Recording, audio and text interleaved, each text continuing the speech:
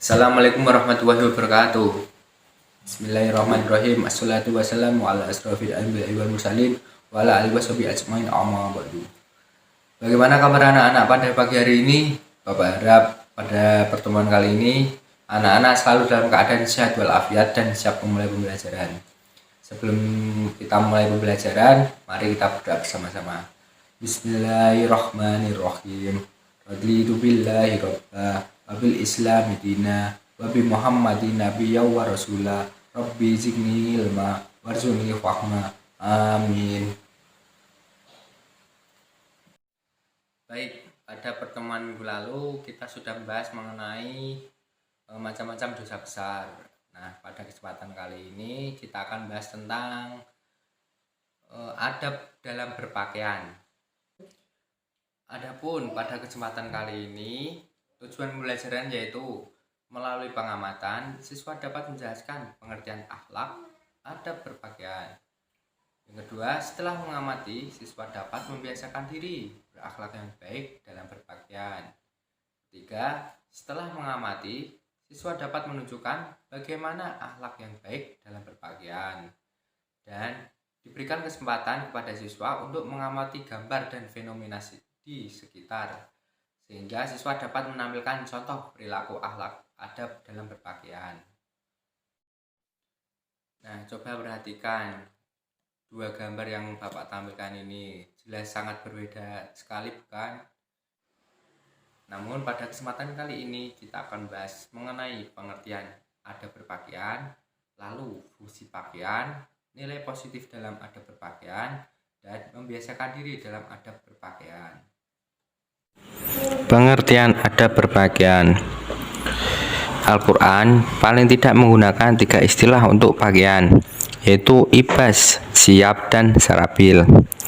Libas pada mulanya berarti penutup. Hal ini cocok untuk sesuai dengan fungsi pakaian, yaitu sebagai penutup. Kata libas digunakan Al-Quran untuk menunjukkan pakaian lahir dan batin. Pakaian dinamai siap atau sayub karena ide dasar adanya bahan-bahan pakaian adalah agar dipakai. Sedangkan kata sarabil berarti pakaian dalam artian apapun bahannya. Allah Subhanahu wa taala berfirman, A'udzubillahi minasyaitonirrajim. Bismillahirrahmanirrahim. Fawaswasa lahuma syaitanu liyubdiya lahuma ma wuriya anhuma min sawatihima wa qala ma nahakuma rabbukuma an hadhihi syajarati illa an takuna malakaini aw takuna minal khalidin. Artinya, kemudian setan membisikkan pikiran jahat kepada mereka agar menampakkan aurat mereka yang selama ini tertutup. Dan setan berkata, Tuhanmu hanya melarang kamu berdua mendekati pohon ini, agar kamu berdua tidak menjadi malaikat atau tidak menjadi orang yang kekal dalam surga. Al-Quran Al-A'raf ayat 20. Dalam Al-Quran surat Al-A'raf ayat 20 ini menjelaskan peristiwa ketika Adam dan Hawa berada di surga. Kemudian setelah Adam dan Hawa berhasil digoda oleh setan dan memakan buah larangan tersebut, maka auratnya menjadi terbuka. Dengan terbukanya aurat itu, maka keduanya bergegas untuk menutupinya. Kemudian dilanjutkan dalam firman Allah Subhanahu wa taala yang berbunyi, A'udzubillahi minasyaitonirrajim. Bismillahirrahmanirrahim. Fadallahuma bigurur falamma dzaqash syajarata badat lahuma sawatuhuma wa tawfiqa yahsifani alaihima min waraqil jannah wa nadahuma rabbuhuma alam anhakuma an tilakuma syajarati wa aqul lakuma inna syaitana lakuma atuwwum mubin. Artinya, setan membujuk mereka dengan tipu daya. Ketika mereka mencicipi buah pohon itu, tampaklah oleh mereka auratnya. Maka mulailah mereka menutupinya dengan daun-daun surga. Tuhan menyeru mereka, bukankah aku telah melarang kamu dari pohon itu dan aku telah mengatakan bahwa sesungguhnya setan adalah musuh yang nyata bagi kamu berdua? Al-Quran Surat Al-A'raf ayat 22. Ayat tersebut dengan jelas menjelaskan bahwa menutup aurat merupakan perilaku yang dilakukan oleh manusia, yaitu sejak Adam dan Hawa masih di surga. Namun, karena godaan setan, aurat manusia menjadi terbuka. Dengan demikian, aurat yang terbuka segera ditutup dengan pakaian yang baik, sebagaimana tabiat awalnya. Ayat tersebut juga menjelaskan bahwa adanya ide untuk membuka aurat merupakan godaan setan, dan karenanya tanda-tanda membuka aurat adalah hadirnya setan. Pakaian memiliki manfaat yang sangat besar bagi kehidupan seseorang. Misalnya, untuk melindungi tubuh dari semua kemungkinan yang merusak ataupun yang menimbulkan rasa sakit. Terdapat 4 manfaat fungsi pakaian. Yang pertama, sebagai penutup aurat. Dalam konteks hukum agama, aurat dipahami sebagai anggota badan tertentu yang tidak boleh dilihat kecuali oleh orang-orang tertentu. Fungsi awal pakaian adalah penutup aurat, baik yang laki-laki ataupun yang perempuan. Perhiasan.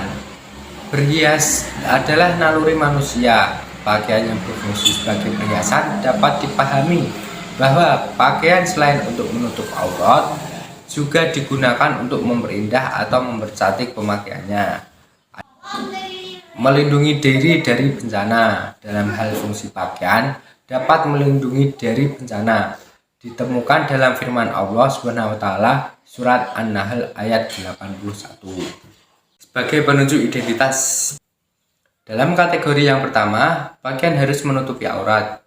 Untuk aurat wanita adalah seluruh tubuhnya kecuali tangan dan wajah. Dan bagi pria, menutup anggota tubuh mulai pusar sampai lutut. Adapun untuk kategori yang kedua, mode pakaian boleh mengikuti perkembangan zaman. Lalu bagaimana sih membiasakan adab dalam berpakaian? Yang pertama, disunahkan memakai pakaian yang bersih, rapi, pantas dan serasi. Yang kedua, berpakaian tidak hanya sekedar menutup aurat, tetapi juga jangan ketat dan transparan. Yang ketiga, pakaian laki-laki tidak boleh menyerupai pakaian perempuan ataupun sebaliknya. Yang keempat, menghindari berpakaian untuk menunjukkan ketenaran dan kesombongan. Yang kelima, disunahkan berdoa ketika hendak memakai dan melepas pakaian. Yang keenam, tidak berpakaian yang menggambar makhluk hidup atau ada simbol agama non-muslim. Yang ketujuh, mendahulukan bagian kanan pada saat berpakaian. Kemudian disunahkan memakai pakaian yang berwarna putih. Nah, itu tadi materi yang dapat Bapak sampaikan. Dari materi yang Bapak sampaikan, kita dapat menyimpulkan bahwasanya ide dasar yang terdapat dalam diri manusia adalah tertutupnya aurat. Namun, karena godaan setan, maka aurat menjadi terbuka. Untuk itu, konsep berpakaian atau menutup aurat adalah sejalan dengan adanya manusia itu sendiri, yaitu Adam dan Hawa. Kemudian, selain itu, dalam konteks kehidupan modern, pakaian bukan sekedar difungsikan untuk menutup aurat dan melindungi tubuh dari sengatan matahari dan bencana, akan tetapi juga difungsikan untuk meningkatkan keindahan bagi pemakainya. Itu tadi materi dan kesimpulan yang dapat Bapak sampaikan. Untuk anak-anak bisa menyimpulkan sendiri melalui grup WhatsApp kelas. Dan nanti akan Bapak share juga untuk soal mandiri dan dikerjakan oleh masing-masing anak. Nanti bisa dikumpulkan minggu depan melalui pertemuan. Mungkin cukup itu saja yang dapat Bapak sampaikan. Mari kita akhiri pembelajaran pada kesempatan kali ini dengan bacaan hamdalah bersama-sama. Alhamdulillahirrabbilalamin. Subhanakallahumma wa bihamdika asyhadu an la ilaha illa anta astaghfiruka wa atubu ilaik. Demikian yang dapat Bapak sampaikan, kurang lebihnya mohon maaf yang sebesar-besarnya. Wassalamualaikum warahmatullahi wabarakatuh.